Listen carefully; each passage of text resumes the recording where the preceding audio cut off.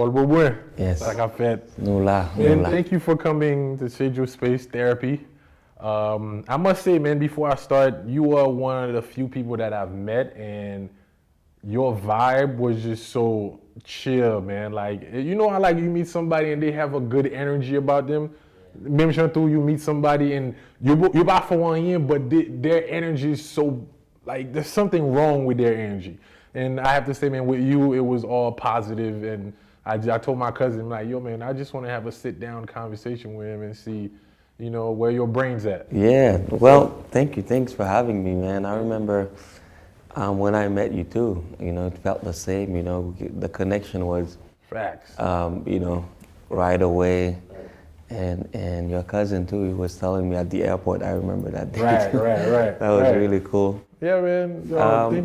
Thanks for having me here. It's just, you know, fabulous. Man, I had to have you here because one, not only that, is your dad is probably one of the most recognizable figures in Haitian history, man. Yeah. I think it's Dessalines Toussaint Vivapo.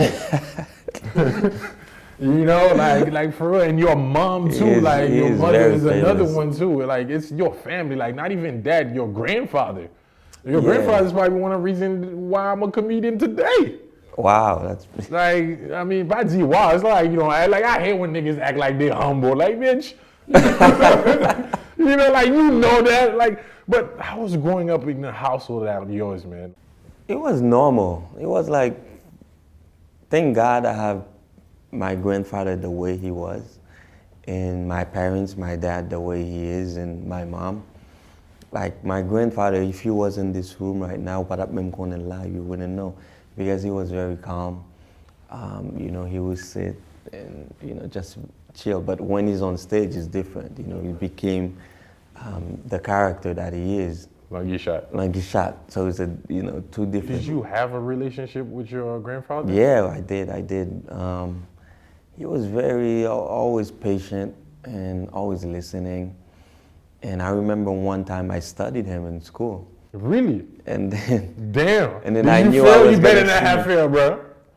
No, it was just, you know, they were just talking about him in class. So I felt a little, you know, like it's a little bit, I don't know, it's a little embarrassing. I don't remember having him in my school. Vraiment? Yeah, Saint-Joseph. Yeah, we're talking about, you know, some Haitians, you know, some stories, I can't remember, but, and then he came up, and in the whole class, we had to study him. Did they know that was your grandfather? They knew. They knew? And so you could have thought that class did? I didn't really know a lot about him too, you know, because, you know, I was 6 or 7, 8, around this age, and I knew I was gonna see him that night. And then I told him, you know, I just studied you. And then his reaction was just, oh, whatever. Yeah. What did they say? Yeah. So when did you, at what age did you really start to recognize your grandfather's legacy? I think when he passed away. When he passed away? Yeah. For us, it was just, you know, grandpa's home. You know, he's always writing. He writes all the time. That's what I remember. That he's always lying down and he's writing. Maybe, you know, scripts, I think, plays, but he's always there. That's exactly how he is where he is right now too, you know, because he, you know, his craft is so serious. He's always in it and he loves it. So that's what I remember about him. And he's very patient and never raised his voice, very, you know, calm. Yeah.